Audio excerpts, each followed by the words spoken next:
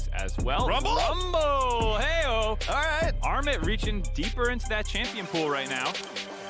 Interesting. Okay, I haven't seen this one in a minute, but again, we talked about this a lot. B1 Aatrox has been extremely popular all tournament. Up farm, has a Hex Drinker completed, giving him, oh, we'll go mid. Flash ulti mid, we're going to try and get the first blood onto Jojo. Nitsky lining it up, the Chaos Storm is down, and Elyoya's going to take him. A chain of corruption out of Cowrie. He's going to try and find some counterplay, but I don't think there's much. Play kind of dropped his gravity well on himself and said, all right, you're just going to kill me. I'll hold my sums here so you can't make that play again. EG wants to punish in the bot side. Vulcan a little ahead of the play. Exhaust still going to force the cleanse, flash devour. Ulti was ready into the mount ult as well.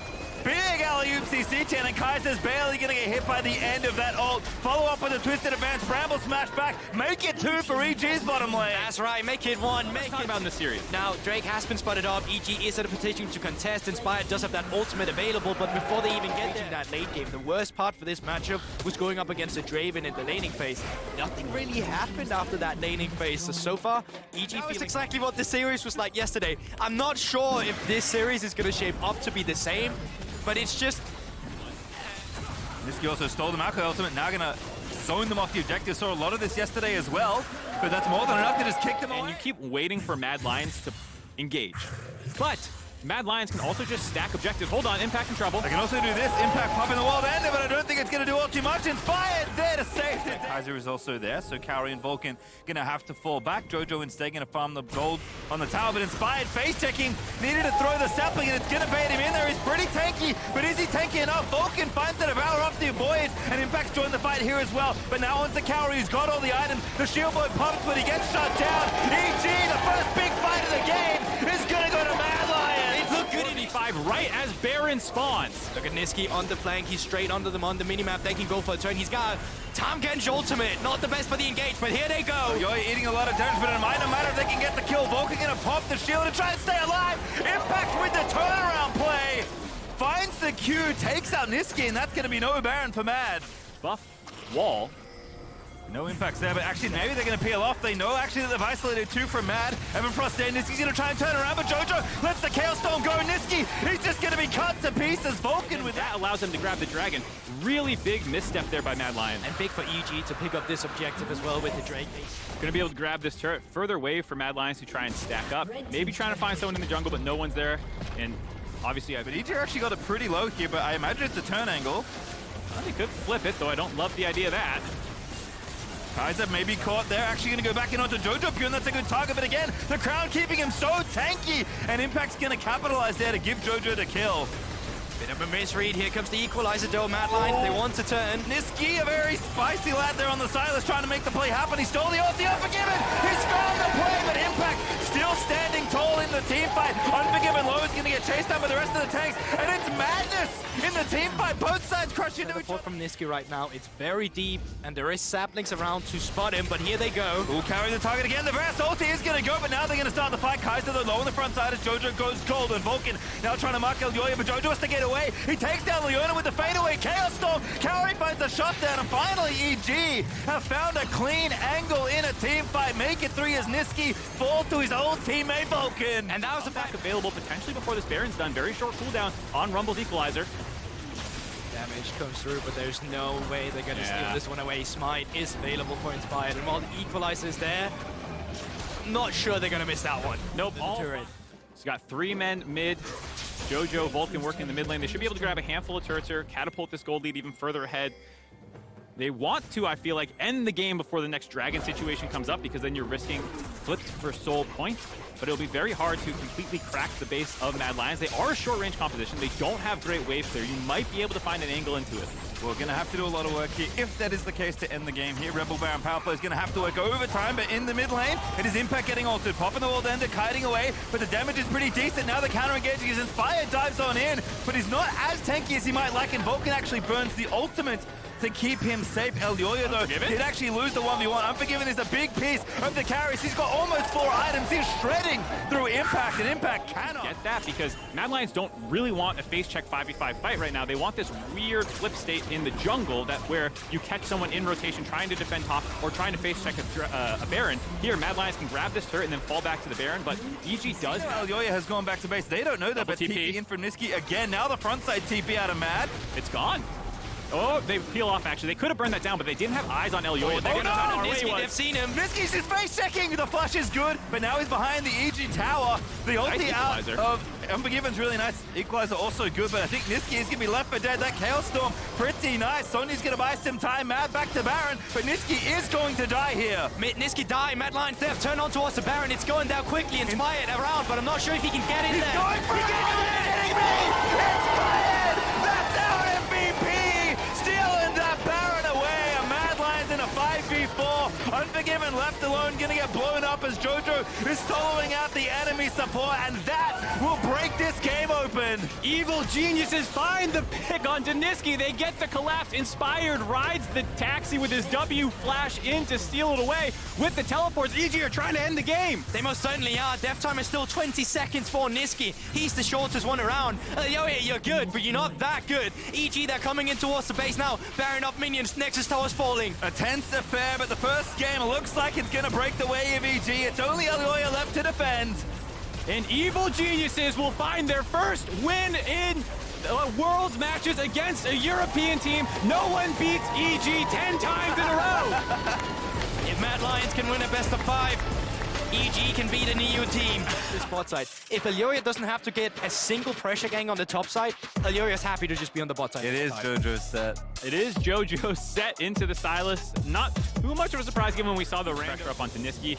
Mad Lions bot lane with Kaiser wrapping around, having pressure. Hold up here, early gank topside. Love this look out of Elyoya. Impact in trouble, gonna have to find the fat flash, or maybe just not gonna use it. No, does get it, but Elyoya chases. Pillar is there, Q is good. That's gonna be first blood again for Elyoya. Great pathing to begin this Draven lane once more down towards the bottom side. And even then, Inspired is doing a good job of being in towards the enemy red side, clearing away some of the camps, getting an experience lead. I do believe it took away the Crocs too.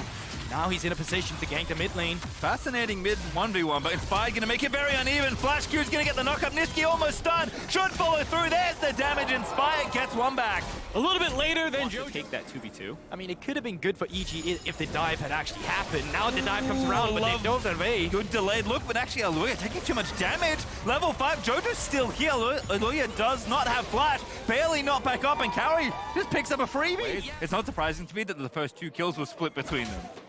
Bot lane has rotated into the mid lane, and let's see what they can actually make of this. Suplex available for both of them. Yep, Niski now trying to go back in, but Inspired's hit nails Niski with the ulti, and that W is going to find its mark. It does not need to go instantly in your favor. Now Drake has been spotted up. Inspired does have the ultimate if they want to turn Jojo's around, and Mad Lions might get pinned. Oh, the suplex looking for Unforgiven. He had to flash forward, but Jojo still in the mix, getting a little bit low though, but another great face breaker. Gets his way out of there. Vulcan gets the kill. Heals up the set. Niski caught completely unawares, and EG as Jojo dives in, finds a beautiful team fight. And that is just a dragon gifted right over to Evil Genius. Mad Lions, they start up the objective, and EG, they just pincer them down. Niski especially is always in the right place as we have this Herald fight.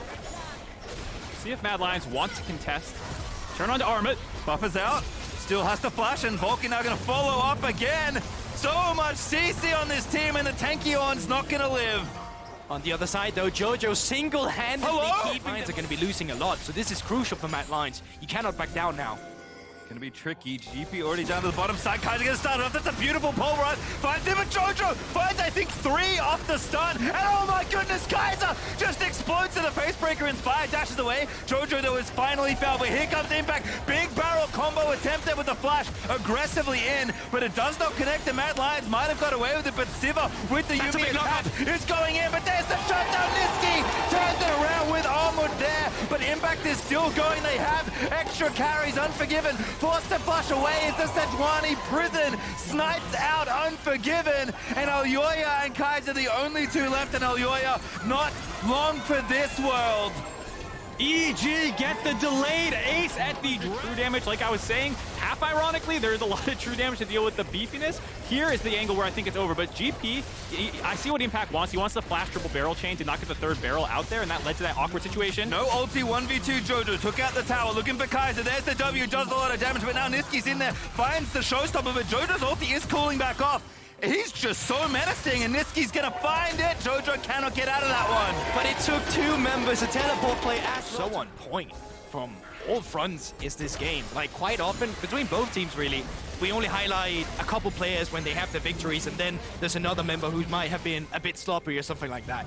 But in this game from EG, they've all just been performing. I think it goes back as well to the side of Mad Lions. They've really struggled playing through their bot side this time around. They had all the tombs they needed for success, but they'd not found it. Big Kaiser, flank, yeah, this is not a bad angle, but now they're going to spot him. Jojo in the front line, but again, relatively tanky. Pops the W. Shield is off now. Armor with a decent ulti, but that's a great zoning ultimate out of Vulcan, and ironically is Kaiser now going to be caught out of position in EG. They find the pick in the pin. EG, who have taken over this rift, almost 7,000 gold ahead, and that number is not slowing down anytime soon. Kaiser, no ultimate. I don't know if it would have mattered, but yeah, no ulti definitely. Jojo Pune has ult and can always just rip Elyoya away from the Baron for an uncontested smite. Mad Lions will probably have to take the fight if they want to stop this. Jojo trying to intercept Armor, I think. No, he's going to get stunned up instead. He's still got the Yuumi attached, but Jojo is just so strong. The front line will not be stopped. But actually a snipe on the other side onto Kaori, who's trying to play 1v2, but Impact, the team fight is peeled for him, and Jojo has done the dive with the rest of the squad. Still alive, and that wallet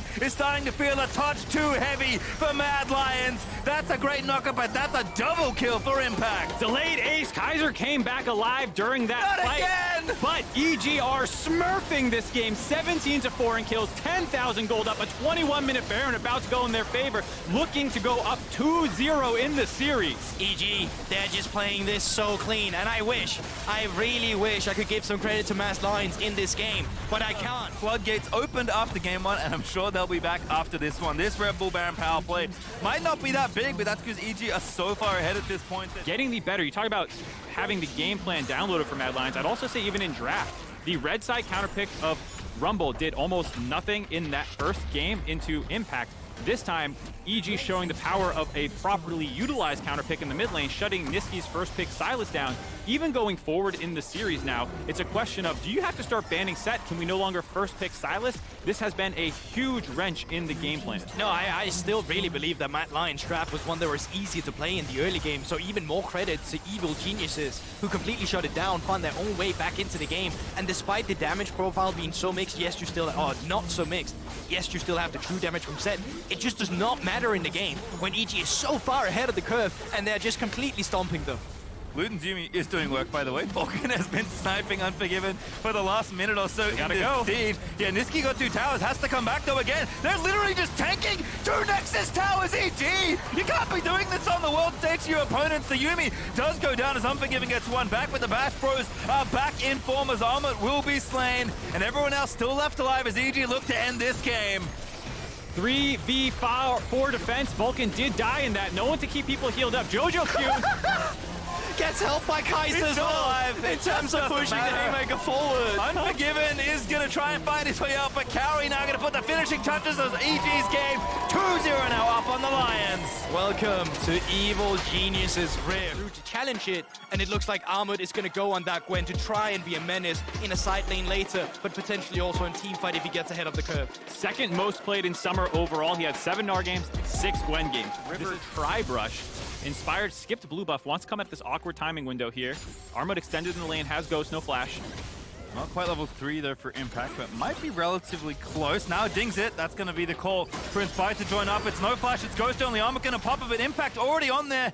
Needs a 1 more auto. That's going to be the stun. Lines it up. Inspired knocks it down. It's first blood again, this time to the EG. Pointed out earlier. Impact did stop a recall on Armut. Doesn't have enough. Oh, here we go. Flash, slow, Q, solo, easy bolo there for Inspired. Oh, Impact in kind of like we talked about that double counter pick, but he has done a great job surviving this lane phase thus far. Impact, what a roam! That's going to be the kill in mid lane, and Jojo Pune capital. Poke in here as well. They know the enemy bot lane is still there. Elyoya, though, does successfully finish the Herald. Fade's goal pop. Vulcan, the target, hand shook back.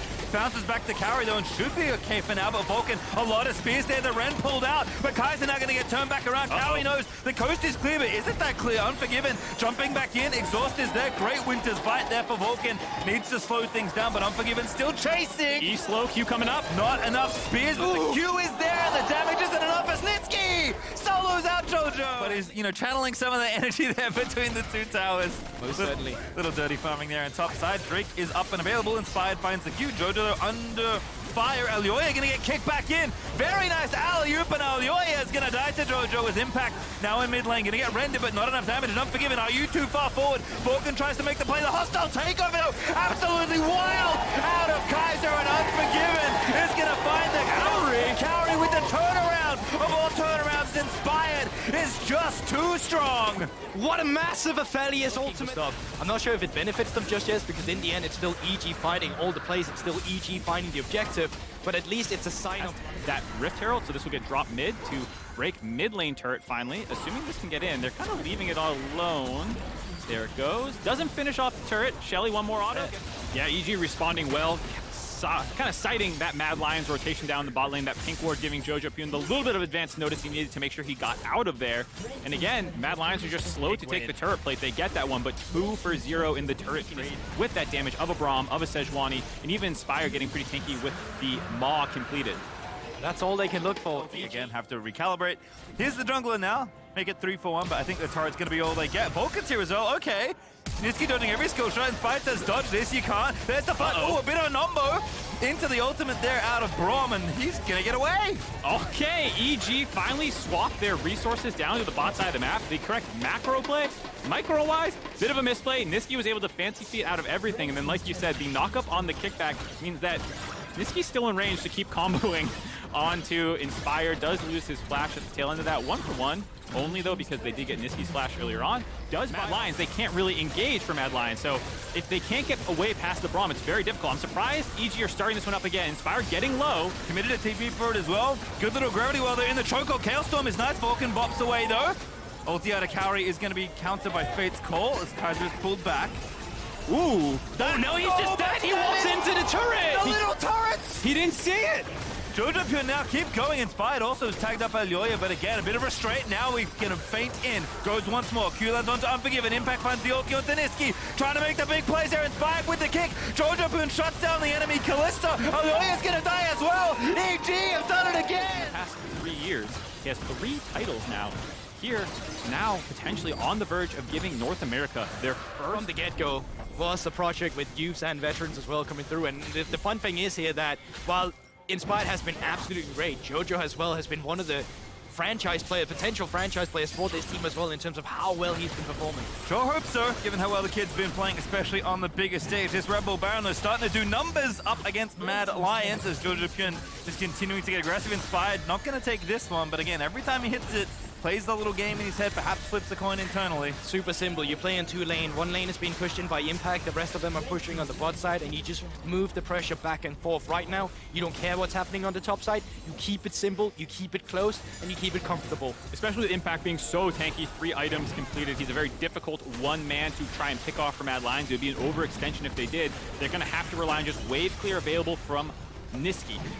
This game is rapidly getting out of control though. This gold lead is going to be about 10,000 after Inspired finishes off that tower in mid. It's not quite there just yet, but damage getting done. And Mad Lions, again, not really the tools to get things started, but they must do something.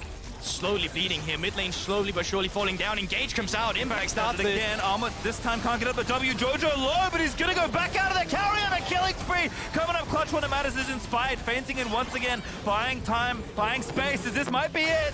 Baits the flash out of Niski. Kaiser dead. 4v5 base defense needed here by Mad Lions to keep their world's dreams alive. Second inhibitor falls. Impact does have teleport. He's recalling now. He want to set it up as the TP instead. He gets stopped, but they continue. They're going for it. EG know that it's so close. They're saying, I am the fire. You are but smoke. Threading the win is EG with Inspire charging on in. Carries on a rampage. EG looking to wipe the Lions off the rift. And they fights off their demons and takes down Mad. It just won't be the New York. The New York slice, yeah.